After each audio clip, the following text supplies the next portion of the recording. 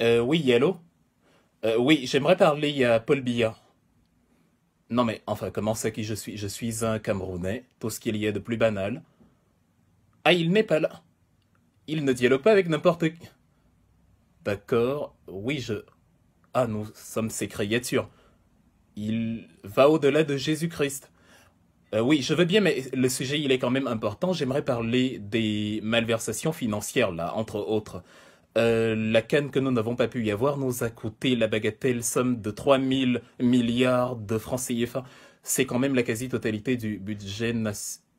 Oui, oui, oui, mais est-ce qu'on peut laisser le kilomètre d'autoroute, figurez-vous, pour l'accident des Douala était facturé à 11,5 millions de dollars en milliards de francs CFA. Essayez de chiffrer.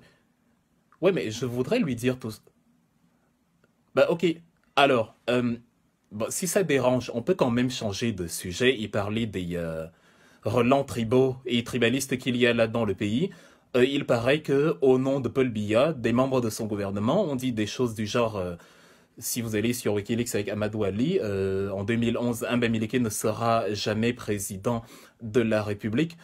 Et je voulais aussi attirer l'attention sur le fait que Paul Biya ne s'est pas prononcé sur les oui, les actes xénophobes, on peut appeler ça comme ça, qu'il y a eu à Ibolova l'année dernière. Oui, où des gens voulaient aller faire un meeting et poser leur candidature. On leur a dit rentrez chez vous, à Ibolova, dans le sud. Exactement. Oui, oui, oui, bien sûr.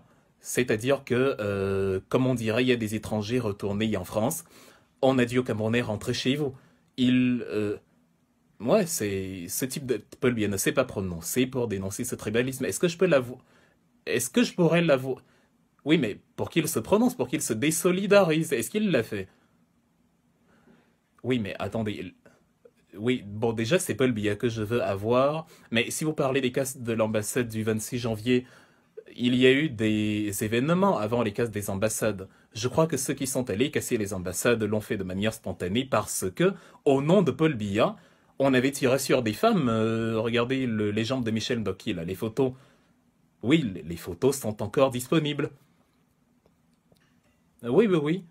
Et Paul Biya, non, il s'est pas désolé. Est-ce qu'il y a une loi au Cameroun qui autorise un policier à tirer comme ça à bout portant sur une femme qui s'en va rendre visite à un camarade à l'hôpital sur le parvis du centre de santé? Non, mais oui, on voudrait un statement de Paul Biya qui se désolidarise de ça parce que là, il est complice. Ces gens qui l'ont fait, ce sont des gens qui affichent sa photo partout. Oui, exactement. Non, d'accord, ok, ce n'est pas grave. Maintenant, oui, bon, alors revenons. Ok, je veux pas vous prendre de votre temps. Maintenant, j'aimerais juste, j'ai une dernière requête. Alors, depuis le mois d'avril ou depuis son allocution du 10 février, Paul Biya ne s'est pas montré, on l'a pas vu, on l'a pas entendu. Euh, bon, Christophe Guilot, moi j'ai un problème.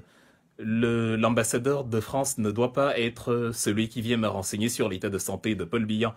Il n'est pas camerounais, il n'est pas le porte-parole du gouvernement. Donc, ça ne, pour moi, ça ne veut rien dire. Parce que Monsieur Alfred Guinée ne va pas aller rendre compte aux Français. Et d'ailleurs, oui, Monsieur Alfred Guinée, qui d'ailleurs vient d'être limogé parce que il paraît que voilà, aux frais de l'État, il a mené un train de vie mais exceptionnel. Il a dépensé, c'était 54 000 euros, 36 millions de francs CFA à l'hôtel, dans un hôtel parisien là, parce que il y avait des problèmes sur la résidence des ambassadeurs, oui.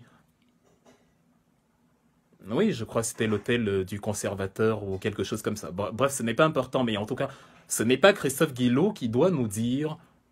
D'accord, alors dites-nous, dites-nous, dites-nous. Parce que je veux dire, même l'émir du Qatar, Monsieur Ben Hamad Al Thani, est visible. Vous pouvez le voir là, si vous allez dans le Golfe Persique.